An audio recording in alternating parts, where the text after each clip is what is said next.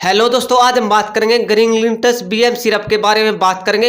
एक अच्छा ही सिरप है और खांसी को ठीक करने के लिए इसका बहुत ही अच्छा यूज किया जाता है। किसी को बलगम की जो खांसी होती है उसमें कफ बाहर निकलता है, उसको ठीक करने के लिए इसका बहुत ही अच्छा यूज किया जाता है। और किसी को गले में खराश हो उस कंडीशन में भी इसको दिया जाता है। अब बात करें तो इसको लेना कैसे है। इस सिरप को आप सुबह शाम ले सकते हैं या दिन में 3 बार भी इसको ले सकते हैं और 5-5 ml इसको लेना होता है। और गर्म पानी के साथ या गुनगुने पानी के साथ आप इसको ले सकते हैं। अच्छा ही रिजल्ट आपको इसको देखने को मिलेगा।